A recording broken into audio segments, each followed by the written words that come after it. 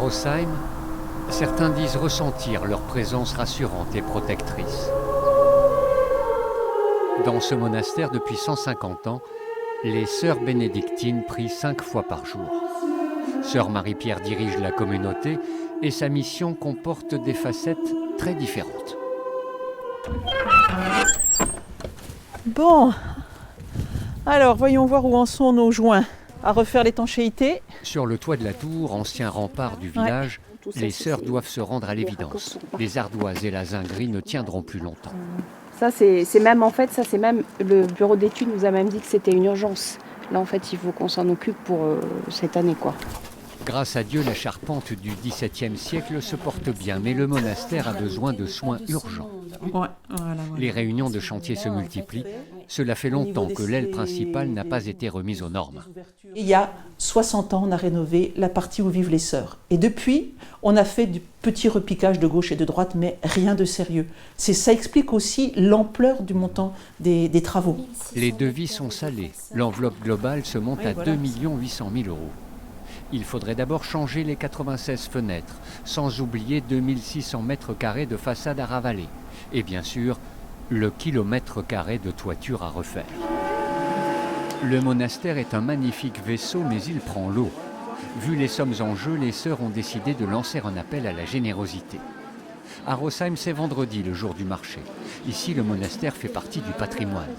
Les habitants sont-ils pour autant plus généreux que les autres? Pas évident. Vous allez donner? Non. On a d'autres priorités?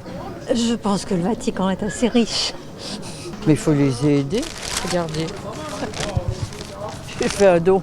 Il faut tout refaire, hein, d'après ce que j'ai vu là. Il y a du boulot. Hein. Contrairement à ce que pensent certains, le Vatican ne finance pas la communauté. Les sœurs doivent travailler pour gagner leur vie. Leur principale source de revenus, la voici. Elles fabriquent des hosties. 5 millions de pièces sortent chaque année de leur atelier pour alimenter les paroisses de la région. Mais ce revenu ne permet pas de faire face à lui tout seul aux dépenses du quotidien.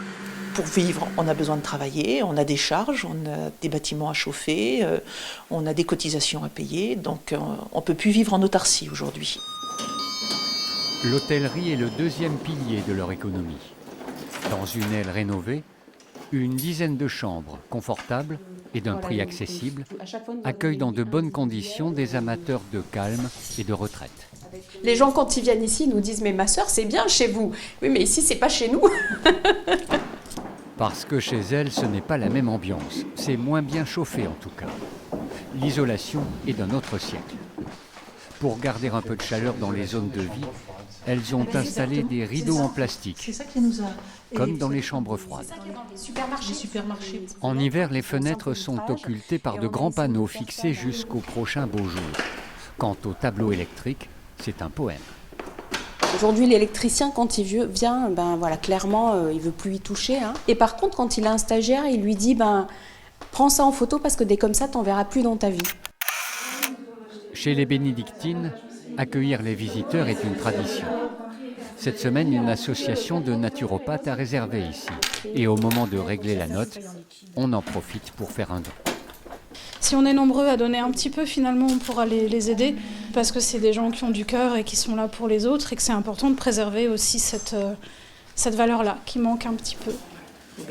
La doyenne de la communauté a 102 ans. Elle souhaite finir sa vie ici. Là encore, cela nécessitera des aménagements. Mais les sœurs sont confiantes. Pour leur campagne de collecte, elles savent bien que les petits ruisseaux font les grandes rivières et que la Providence fera le reste.